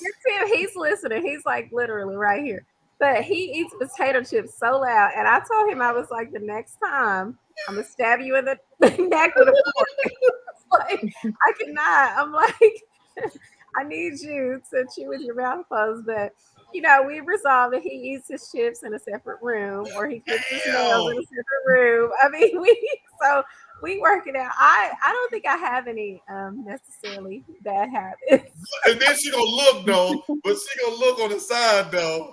Of course you don't. Yeah, that's what she totally Exactly. does. He Exactly. says I don't screw the tops on things correctly, so a lot of things get wasted, like orange juice. If you grab out of the fridge, they won't have the top on correctly. Okay. Yeah, we figured out a way to work it out. I mean, you know, I feel like that's minimal. You know, Sis, this ought to be a big one for you. A person's habits, cause of conflict. You know, listen, I got a lot because he get on my nerve with a whole lot of things, and I have to read them, pretty much. As I talk to my sis and I'm on the phone with her, y'all conflicts is always over habits. Mm. It's shit to me that, but again, it's just me. I ain't there. But to me, y'all argue. I'm gonna tell you guys, this just happened just the other day. I'm sorry, Tony. I love you, my brother-in-law, but I gotta tell. This is one of the. Me and Sherry was talking on the phone. This was, I think, yesterday or the day before. She says, Tony fixed me a ham and cheese sandwich. Not a ham and cheese, a grilled cheese sandwich. Well, I couldn't hear what he said, but then she started fussing him out because apparently he told her that fixing a grilled cheese was too much work. See your face. And it spurred a whole argument. Just forget it. Just forget it, Dan. Well, put me 2 boiled eggs on, or some boiled eggs on, or whatever. So we're on the phone talking, and the boiled eggs got made. And apparently, she went in the kitchen and turned the boiled eggs into some kind of egg salad. Ate it all, and he was mad because he felt like anything she made, he should get part of it. This is their shit every day. Is their shit every day over their habits, and it be over some of the most like. Okay, but think about it. Serious. If I asked him to make me a grilled cheese sandwich, and that's too much for him, he didn't want to do that. But I went in there and made the egg salad, and you thought she was getting some? I thought not. You're not getting any. don't be like that, Sherry. This is their argument. And what made it so bad, D, I sat and ate it right in his face because you could have just made the grilled sandwich and we wouldn't even have no problem. I shit So you since not. you'll put the eggs on, and then when I make the salad, it's looking so good. You're looking at me, and I'm making sure you see me eat it all down. See, I'm the referee. This is the shit they have. That's the part that gets me. They don't argue over big shit. It's just little bitty stuff. Their habits. He, Habits. anyway, sorry, Tony. I love you, my brother-in-law, but I ain't gonna tell him all. But anyway, Tasha and Kitty, what do you think about this one about habits? That for me, that's a big I was one waiting. too. I want to I see how got honest you're gonna be. I got bad nerves about certain things in my house. Yes, I have a routine, that I do in my house. I like my stuff a certain way. Right. So yes, there are certain things that I am going to spaz out on you about, especially if I've mentioned it to you before. Don't come in my house and be throwing stuff anywhere. Like your clothes, your stuff. This is my house. Your stuff needs to stay all together. That's your stuff because you're taking it all with you when you leave. So don't be leaving all your shoes everywhere. Don't be leaving your stuff anywhere, like leaving it behind. Don't do that. Don't get in my shower before me. Don't get in my This is the bed one that gets the and ones that get. warm my side up. Like I hate getting in my bed and the sheets are already warm. Keep your hot ass over there on that side. I don't like that. Also, Damn, like in the, Tasha, No, I'm, she's serious. you got a laundry list. Hell yes. I do. But I here's the live thing with though. her. I'm very giving. You can have whatever you want in the house. And I will serve you when you are here. But I only ask for like little things. Like please just respect like whatever I ask you. Don't be in my shower, taking a shower, and then don't wring out your towel and you just throw it all any kind of where. Don't step out of the shower and step on the rug with your soppy wet feet. Don't turn on the water at the sink and get it everywhere. Don't do that. Like I just got like little things like just don't do it, please. We're Because not I joking. know me. My nerves are bad. I will say something that's not And gonna be this is some nice. serious shit. I live with her as her friend. She Sorry. is deadly serious. Okay. So Tasha, what are they supposed to dry the bottom of their feet before they step out? Yes. You dry. Yes. Yes, you dry Yes. off. You put your Yes. foot up on the. Oh, you put one foot up. You dry it off. Then you step out. Then you can dry off the other leg and then step out. But what some people do, I think, is so rude. They get out. They turn off the water. Then they immediately jump out of the shower and just stand there, all head to toe, already wet. No, That's what dry I off do. in the shower. Dry Y'all off in think the shower. It's you're hearing this, mildew. right? That's rude. That's nasty. You're Don't hearing do this, that. right? Don't do Wait, that. Tasha, wait. But they Oh can't my get in the gosh. shower before you get in the No, shower. they can't take a shower before her. No, I hate getting in the shower behind somebody and it's already wet in there. Oh, I cannot. I cannot. Isn't the shower for getting wet? Yeah, it can be, but I hate following up, going in the bathroom behind So when somebody I and it's lived already with like her, hot and humid in there. I hate that. I but when I hate lived that. with her, I would wait till late to shower I hate because that. Oh my gosh.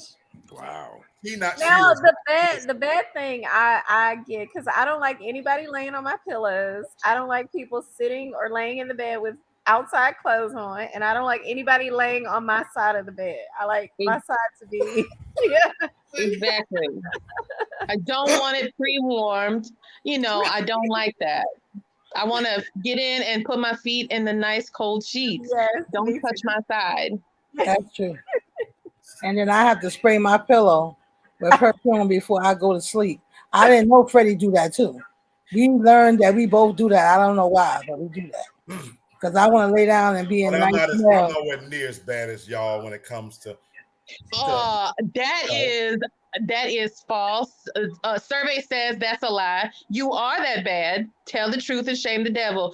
Do we need to pull up the record of your last visit to really really reevaluate this and to go in depth? Oh, ahead, what last Go visit? ahead. Put them out there. Your last visitor at your house, let's really talk about. Okay. Do we need to do? Okay, enough okay. said. Okay, Even you y'all are call that me- bad. I don't.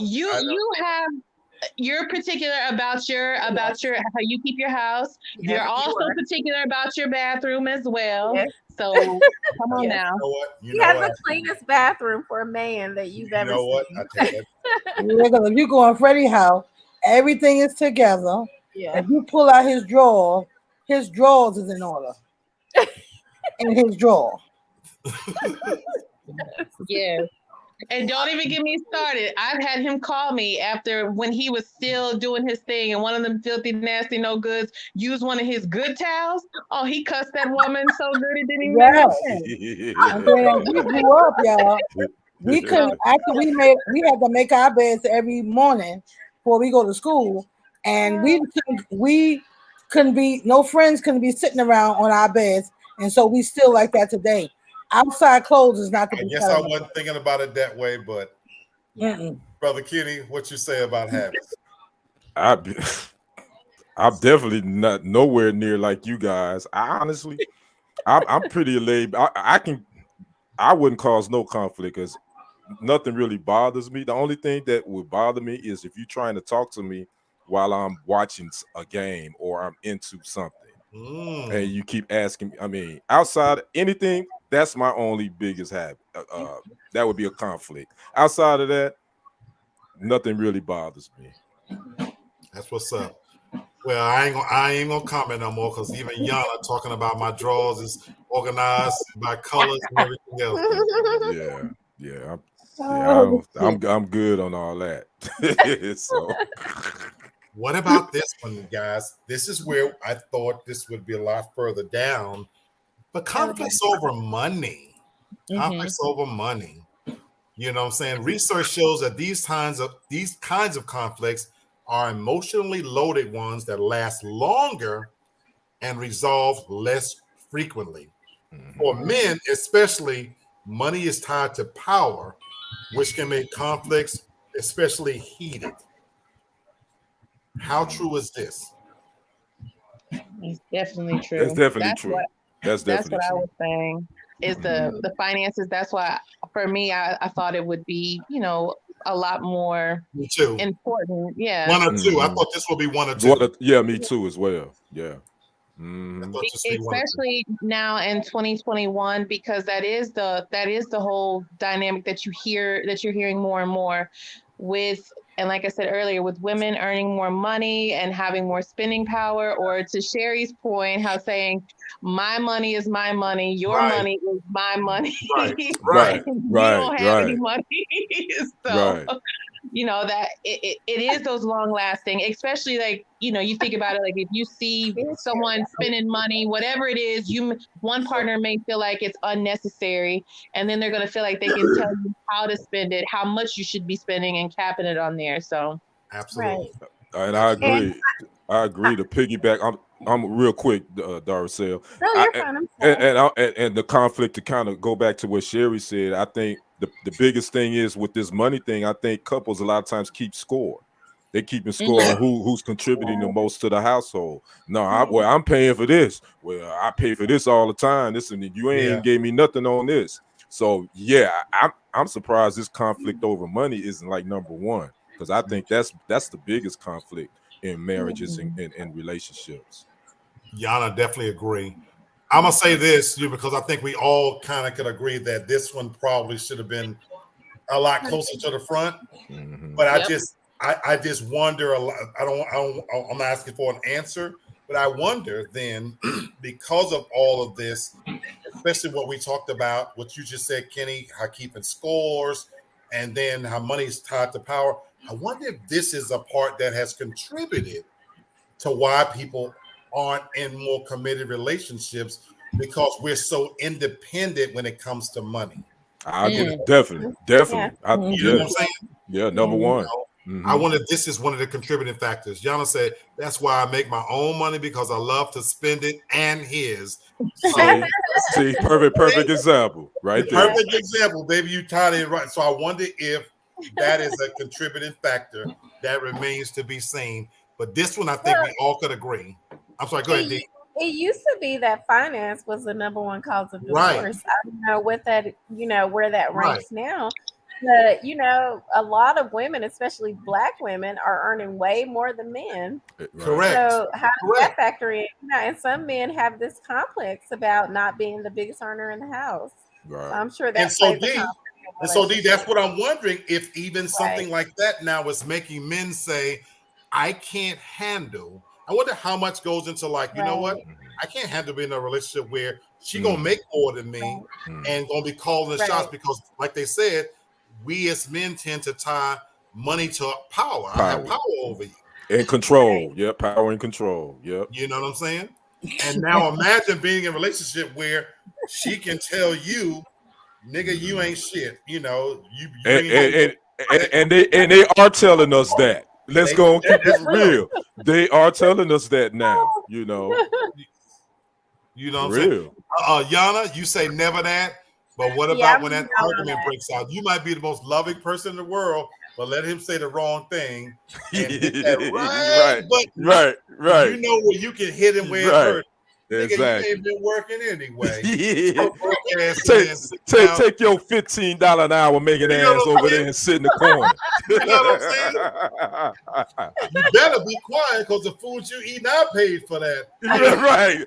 Women, y'all could be ruthless. Come on, y'all could be ruthless, boy, for real. Ruthless and cruel. Oh my God. I'm trying to tell you. All right. What about conflicts over work? Mm. It says work and money are nearly tied together in terms and closely related. Arguments related to the spouse's job accounted for 19.3% of arguments for husbands, 18.9% for wives. Friction about professional commitments like traveling for work and spending long hours with people of the opposite sex is also tied to conflicts about commitment, trust, and boundaries. Since most people have to work at least 5 days and 40 hours a week, these issues can come up a lot, as much as certain jobs predict infidelities such as finance, hospitality, and even social work. What about this one? You know, I can speak to this one real good. The profession that I was in, I worked in that's what my background is, television news. And obviously your hours are conducive to whatever is happening. You could work 10, 12, 13, 14 hours a day if it's crazy Right. news. And most of the time as a videographer, editor, I work with women. I was working with a female most of the time, all day, every day. Right. So that was it got a little dicey for me. Okay. But my ex didn't have nothing to worry about because the ones I worked with, I wouldn't holler at anyway. Okay. But in her mind, she was like, you can't be working. You still at work? Oh, you got called out. So that, I mean, it depends on your profession too. So absolutely. D, you're a working professional wife. How does this one play out for you? I guess we have minor conflicts because I actually travel for work, and so I'm usually out of town like 2 days a week. But I mean, I feel like Steve trusts me. Yeah, so I'm looking at him, but you know, I do go out with the girls. I have fun and stuff like that. But I think you have to have an understanding and a really good base of trust for somebody to be traveling for work, because I mean, honestly, he don't know what I be doing. You know, I'm up there by myself and he's here by himself, but I'm not doing anything. But you know, there's always that doubt in the back of your mind, like what is right. So, yeah. Right. So that could be a big source of conflict. And on how you handle it. Absolutely. Right, exactly. Absolutely. McMack, what about this one for you and relationships you've been in? Has this been an issue? Not necessarily for me, but what I do know, there are certain professions, law enforcement, nurses, attorneys, criminal attorneys, firefighters, people, truckers, you know, the oil workers and stuff like that. I never understood why some people entered into those marriages and then got mad about how much that person worked. Right. This is their profession. This is what they do. You knew that going into it, so you have to understand it's not for everybody. Right. My dad has been a police officer my entire life. So yes, there holidays, birthdays, stuff like that. There was a lot of times that I didn't get to see him because he's working. And it's, it where it is an adjustment, but some people go into it so opportunistic and they so excited thinking that it's going to change. Good But point. there are just certain professions where it's never going to change. Most attorneys are what, 80 plus hours a Right. week, depending on what they're doing. So, retail is something that's often looked over as far as the amount of time that you work, because there are certain times of the year where you have to work a lot and you're going to be working with the opposite sex or coming in contact. So it's definitely something that the person that you're with or choose to be with, you have to stress that to them. Like, it's not for the weary, okay? It is not for the meek. This is what my schedule is going to be, and you have to be flexible and okay with it. Absolutely. Absolutely. Good. Very good points. Sis, anything you want to add? Yeah, I mean, if when my husband worked long hours, I have no problem as long as you bring that money home. Okay. I got you. But I mean, if it's some type of woman partner that was involved, Mm-hmm. you have to be skeptic sometimes because you just never know. But I mean, bring the money home. That's all I know. Okay. I can say it's sometimes it's not even about infidelity. Work ended my marriage. Conflicts over work, not in a traditional sense. Being young, you know how you tell yourself, I'm gonna work hard. You know what I'm saying? And I'm gonna make as much money as I can because in the end it's gonna benefit us. Ultimately, me and my wife became roommates. Your marriage takes a hit. Yeah. You're spending so much time away from each other. Yeah. I can literally sit here and tell you that my marriage was stronger when we were struggling.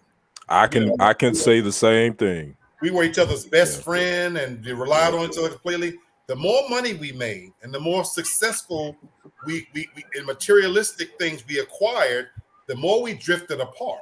I agree. And that taught me a valuable lesson that you see all the time, like even the best of marriages with rich people. But guess what? If you're out chasing the almighty dollar and you're not putting a marriage is a living, breathing entity, not just marriage. Let me stop saying that. Any relationship that's worth its salt, you have to give as much energy and time to it as you're going to give to your job. Because that planning ahead that, well, baby, in 20 years, we're going to have this and that. You might not make it to the 20-year mark because you're putting so much time and energy into work. So you've got to figure out a way that this can't be a source of conflict over work-related things. And then I work for a company now where, you know how you hear, well, this is my work wife. And I always I hear that. D, you know what I'm talking about. I have one. When I hear that, because it's innocent, because it's an innocent terminology, but is it? You know what I'm saying? Because I think to myself sometimes, I'm not gonna lie to you. I don't want another man calling my wife his work wife. You know what I'm saying? I know that might be something small, but that's just me. And I'm not even a jealous natured person, but no, y'all work together, dude. That's she's wife to me. You know what I'm saying? And you know what I'm saying? And that could be another source of conflict when you're spending that much time with that person and you start taking on those titles. Something simple as that could cause a lot of conflict in a relationship. So this is a trick one. Yana, you know what I'm talking about as well. You know what I'm saying? You know, Yana said, if you give me some on my downtime, we good. If not, oh well. Absolutely. You have to commit to the time that you're putting into any relationship to make it work. You know, absolutely. Which brings us to this one I thought was interesting. Look how far up it is on the list. Conflicts over leisure. Yeah. I did not anticipate this. What'd you say? No, I just said, wow. I'm curious to see what it says in the article. Yeah, this one says something as pleasant as leisure does not sound like it should be a top source of conflicts, but these are fights about how free time is spent. For parents of young children, it leads to the question, what free time? That time is scarce and it can even be more severe to fight. Like any other resource, the fewer time people have, the more fiercely they fight over it. One study found that the way couples spend free time with each other can have as much or more significant impact on the relationship satisfaction than people realize. Researchers also found that wives were more likely to go along with activities they were not interested in than the other way around. Ooh, I'm surprised at that. No, I thought it would be I the can other see way that. around. I can see depends that. on the wife. That's true. That's very true. Natasha, I'm not surprised at that. No, I'm not either. But I'm not surprised at that. You know, why you say that surprised you? Because I guess how I grew up and what I saw and what I was exposed to, I always felt like my stepmom was always planning something for us to do, and it was never, even to this day, her and my dad will still say, well, he'll say, I can never just sit down and watch TV because she's always saying what we need to do. And when your wife says what we need to do, it means what you need to be doing. Right. So so that's why for me, I'm surprised. So. Okay. What you say, D? I agree with Tasha because, like, in our family, whatever I plan, that's what we're doing. And I know what he has. So his free time is my free time. So I plan stuff for us as a family or whatever. But I know families that the guys, when they're off, that's their time. They don't want anything to do with the family. They want to go to the bar. They want to hang with friends. They want to go, So I can see where that comes from. But no, it's like your free time is our free time. Wow. What you say, Brother Kenny? After listening to Tasha and D, I think I have to agree with them. Thinking back, going back in the recesses of my brain, yeah. My ex-wife, my free time was the free time that she had already set up. so there was no free time for me. But that's I could see that definitely be conflicts between once one of the persons want to be able to do whatever they want to do when they got time, but the other person like, no, we gonna do this. And then a lot of times I've seen where women do just go along with their spouse to do whatever he wants. But I also know that I've seen a lot of men that their spouse can say, well, we're gonna do this. No, I'm not gonna do that. So then there's the conflict. So yeah, I don't know. It's crazy, but I do agree with Tasha and D. Yeah, most of the time the woman makes that call on what your leisure time is.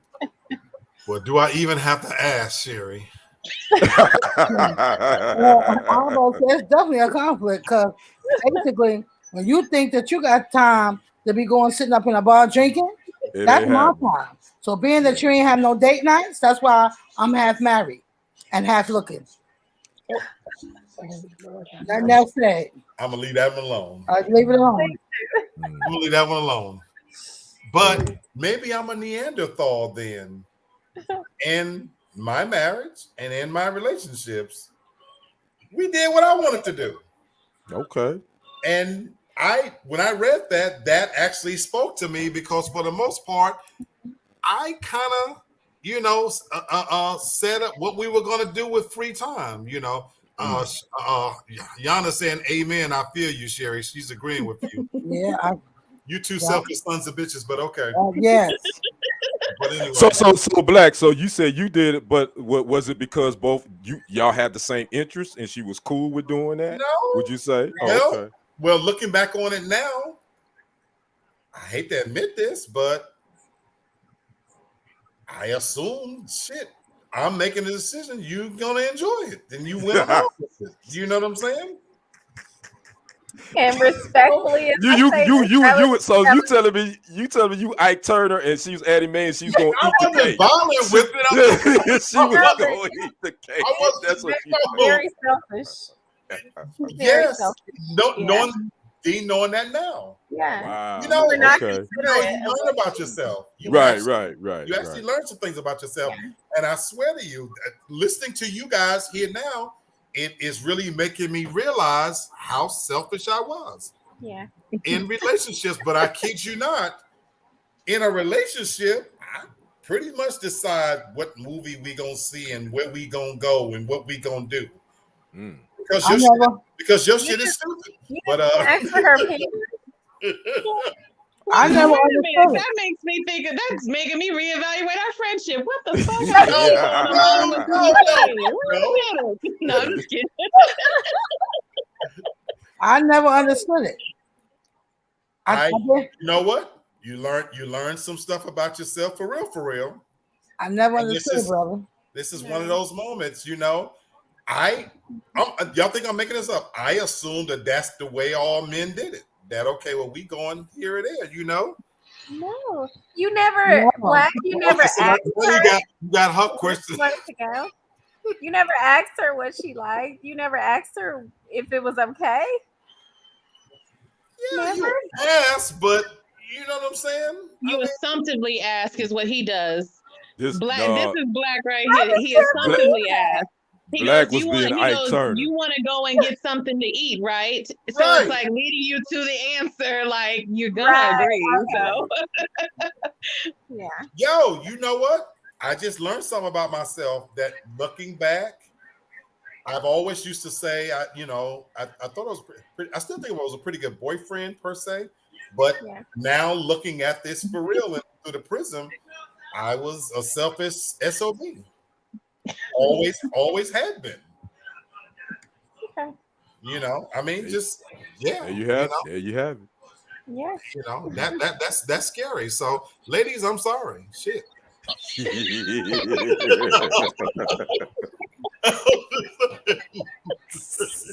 I'm apologizing. You know what I'm saying? Black. Steve said, "Do you think like your age at the time was a big part of that?" You know what, Steve? That's the only way I knew. My brothers and how I was raised and what I saw, and all the men that I saw, and I took different parts. It was the man who made decisions. I'm not kidding you. You know, moving down south as a 17-year-old kid, and I watched my brother-in-law and the different families. It was always the man who decided where the vacation was going to be and what the family was going to be doing with their time, and that I thought was natural. I swear to God, I really did.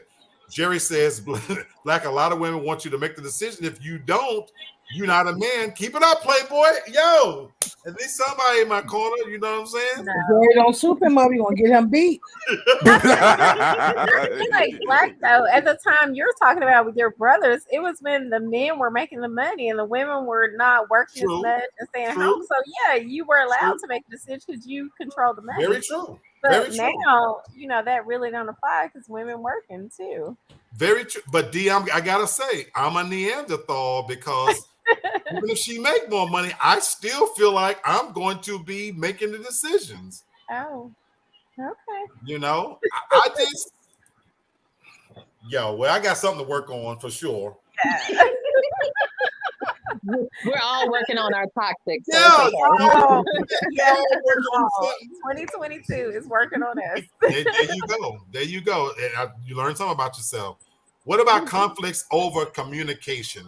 Now, I can see what this one is certainly at the top, because having different styles of communicating, such as not listening or not being heard, are all frequent and significant sources of conflict. Part of the reason why communication comprised 21.1% of conflicts for husbands and 21.8% of conflicts for wives is that men and women are socialized and communicate in very different ways. While women tend to be more verbal when it comes to expressing their emotions, men are more likely to shut down in response to this. I really liked that point. Right. I really liked that point. Right. You know, what do you guys say about that? I get it. I definitely get that. You know, in the points I was making, I'd add something to it, listening to only respond. So not even listening to that person, you're just listening just to come back at them with something.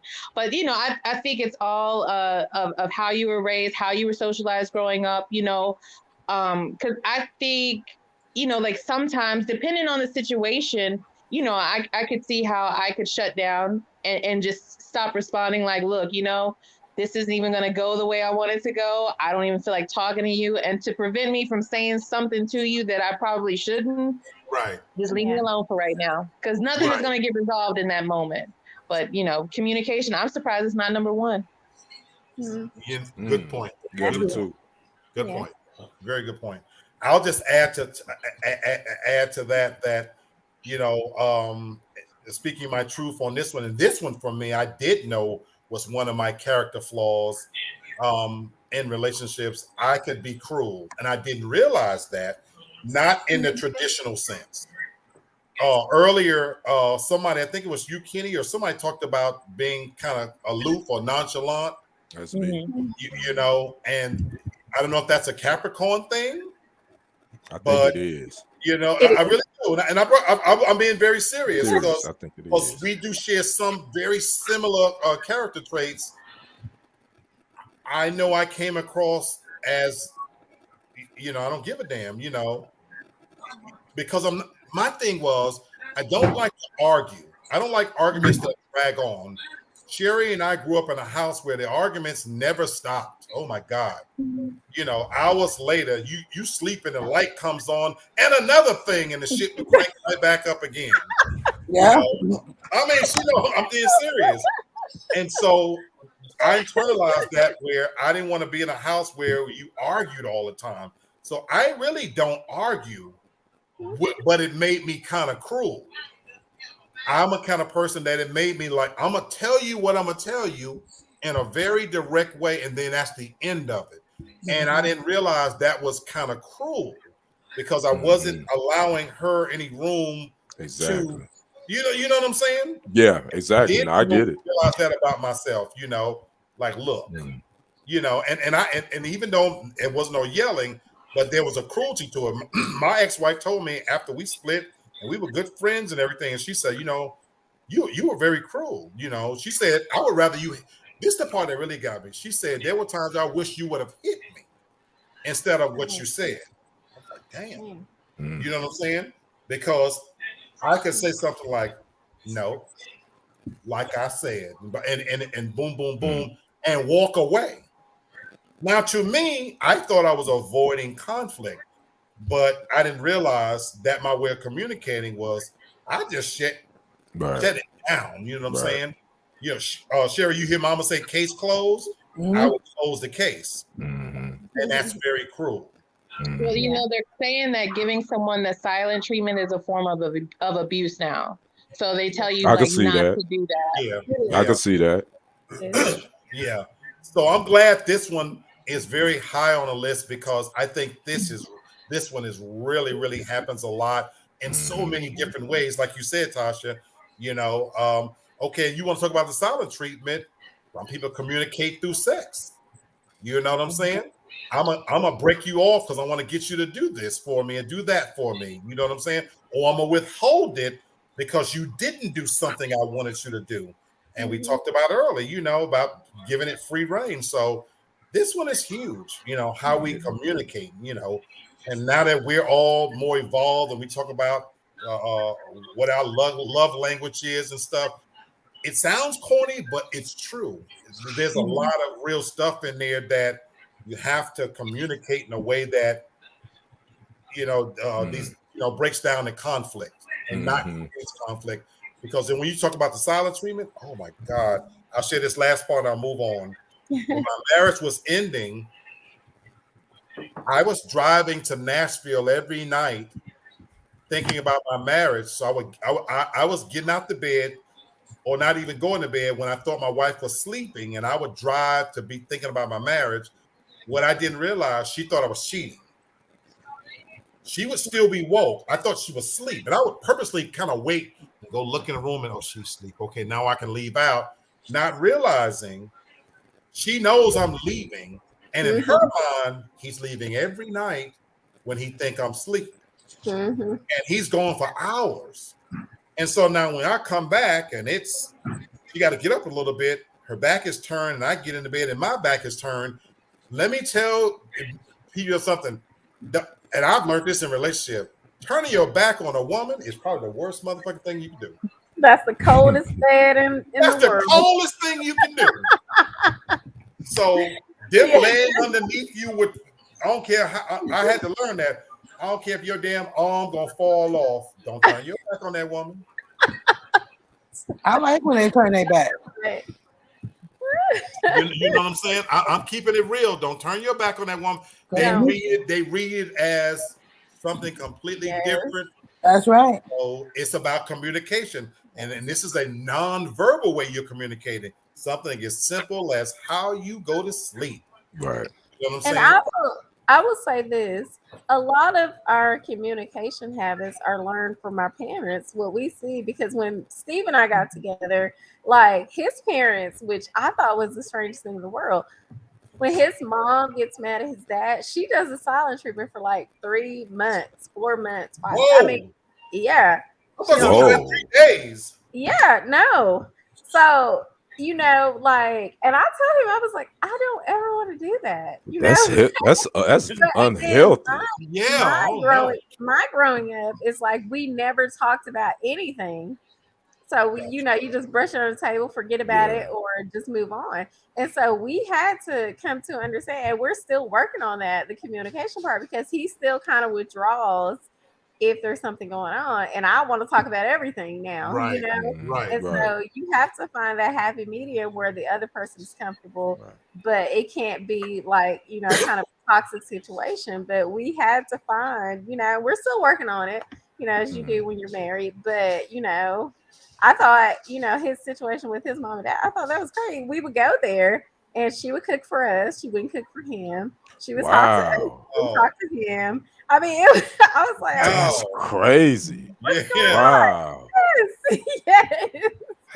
Wow. Like the other person just didn't exist. Didn't I mean, exist. that's how it was. And I thought this is not the kind of marriage that I want to have. But granted, Right. they've been married for almost 50 years, so it's like, Right. well, Right. That's crazy. Wow. yeah. Oh, wow. And Tasha said something just a while ago too when she said, I think you said, Tasha, like, if you don't want to talk about it, I don't want to talk about it. Leave me alone right now. And that's one. You're right, and that's one thing that I would never do with my partner, because my thing is, now you trying to control when I'm ready to talk about it. Just because you're not ready to talk about it doesn't mean that I don't want to talk about it. So I gotta wait for you to be ready to talk about it. That's not being fair to me. So Absolutely. Let's figure out. Let's figure this. Let's meet in the middle. Okay. Right. Let's not let this thing fester. Let's. Okay. You need 10 seconds. Okay. I'm gonna give you 10, but just don't say I'm not gonna talk about it right now. Right. And then now I gotta wait on you when you're ready. Well, hell, I may not be ready to talk about it when you're ready. Right. So I mean, I'm not pinpointing you, Tasha. I'm just saying you made a perfect example, because I dealt with someone like that, and I told him, I'm like, no, I don't work like that. No, not when you ready. No, we don't. No, now you trying to have control, and I don't. That's not how we do this. We're in this together. So these last two, in the interest of time, I'm gonna show them to you guys. We can't do it justice in the time allotted left, but I want y'all to see what they are. Conflicts over chores, rated really, really high. I bet you that for women. I guarantee you the women, they rated high. It talked about the division of domestic labor has become a much larger source of marital conflict now than in past generations, due to the rise of dual incomes. Right. As more women have been in the workforce, men have been much more resistant to increase their share of domestic labor. I agree. Other evidence indicates that men are not intentionally averse to helping when women, get this part, but when women gatekeep housework or act like experts about how chores are supposed to be done, men tend to see it as a power struggle, and they are less likely to help. And that's what I'm telling you. Yes. But I want to know the say, and the number one conflict is over children, believe it or not. It's over children. Children are by far, I got to read this, so I want y'all to just have to see this, by far the most frequent and significant topic for couples who are raising them to fight about. Overall, 36.4% of arguments men had, and 38.9% arguments women were related to how the kids behave, differences in parenting styles, how to discipline them, and other topics related to raising kids. It's estimated that parenting disputes contribute to about 20% of divorces. Wow. The number, it goes up in instances where children are struggling with some sort of mental or physical disability. Okay. Couples fight about raising children for the same reason parents talk trash about each other on the playground. There is no one right way to parent. But for moms and dads, their children are extensions of themselves, and they will protect them from bad child rearing at all costs, even if that is at the cost of their marriage. Man. Unlike other fights about intimacy and commitment, conflicts about children do not go away. Yeah. I get that. I get it. I get it. That For one, I didn't see it coming, but that made so much sense to me. You know what I'm saying? So I wanted you guys to see the complete list. And I really thought I could have done this show in an hour and a half, and we already at 2 hours. And I won't do that to my viewers. But yeah, that is the complete list. And I just want to leave you guys with thinking about that even though we didn't cover it, conflict about chores. And I know people right now that is huge. Oh, that's huge now. That is huge. It is. When it comes to, division of labor and chores because of what we're talking about. Women now feel like it is not automatic that I'm going to be cooking, cleaning, and I work just like you do. Right. You know what I'm saying? What's wrong with your hands? Right. You know what I'm saying? You get home before I do. As right. You know what I'm saying? And they are not playing. If you want me to be the housewife, then I need to stop working. That's it is real. This shit is real. And then kids, don't nobody play about we don't play about our kids. Don't nobody play about their kids. And they don't care if it's the husband, the wife, or the lover. People don't that we on this show, we have parents. Even if you're not together, I don't want another man disciplining my child, because when it comes down to the extension of who you are and you want to pull all of your traits and characters and values and views, you don't want nobody messing with that. True. You don't want nobody mess with that. Yana says, I will mess a moon up about her. And I've heard D, I know how you feel about your babies. Yes. And it don't matter who's stepping in it, you're gonna protect them at all costs. Sherry, you got one daughter. And I already know. The mama bears don't play. Hey, you know about my three, and they grown. They grown and doing their thing. But my babies don't. No, my babies. Yeah, my baby is grown, but don't mess with my baby. Already. That's and why she acts just like Freddie. I had to call him last night and tell him, I don't know how she got to be like you. Because I'm calling her, she get off work, and I'm calling her. Freddie does this all the time. She not answering me, or whatever. She get in the door with an attitude. He do the same thing, and I'm like, well, I was calling you. Well, mommy, I called you 3 times, but you ain't answer me, so she wouldn't answer me. Freddie does the same thing.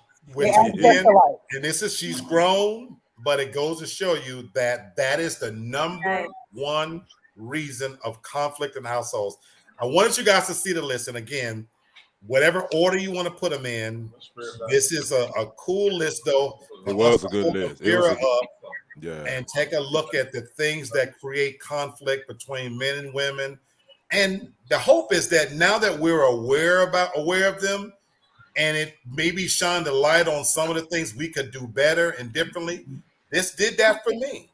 You know, as I always tell my viewers, I don't go through this list before I do the show. I'm reading this list in real time with you guys, just so you know. I don't have anything written and prepped because I want it to be as organic and real to you as it is to me. And so it makes, I hope all of us look at some of the things we've done, some of the things we can do better. and have these conversations with each other. So Right. hope it helped for what it's worth. You know, Mhm. I think so. I think It so. did. Fantastic. Fantastic. So as always, I want to thank everybody for joining us, spending 2 hours with me. I love you guys. D, great to have you back, sweetheart. We missed you. We truly missed I you. miss you guys You know, too. I miss we seeing your truly missed beautiful you. face. You know, Tell Steve we said what's up. What up? well, Steve, Listen, he right there. he's What's up? Okay. literally right here. Oh, okay, What's up? cool. All right. Even what's up, my brother? What's going on? Good to see you, All man. right. We miss you guys. We really miss you guys. I've had a lot of viewers wondering where the hell is D. You know, so we really missed you guys. Thank you for I'm coming on back. tonight. Absolutely, I love it. You know, of course, Sis, Tasha, Kenny. We miss Hannah and Bert. Even Jerry. You know, Lamar, Yana, Brittany, different people. Thank you guys for sharing in the conversation. You really made it worth it. So thank you guys for showing up. Really appreciate you guys. I got one more show to kick off before we head into the holiday season, give everybody a break. So on Sunday, we'll do a Christmas show, and then we'll give everybody a nice little winter Christmas. break. Man, Kwanzaa. We doing Kwanzaa. We'll do a holiday show. I'm- We'll do I'm- a holiday show. A holiday I'm- show. Those who want to celebrate Christmas on Kwanzaa. I'm being petty right now. You know I love it. I love it. And we'll have a love little you, fun Patty. with each other. But until Sunday, and everybody enjoy the rest of your week. Good to see you. Love you all. Missed everybody. Thank you for being a part of the show. All Have a right. Peace fantastic out. evening. Everybody have a good evening. Okay. Absolutely. Bye.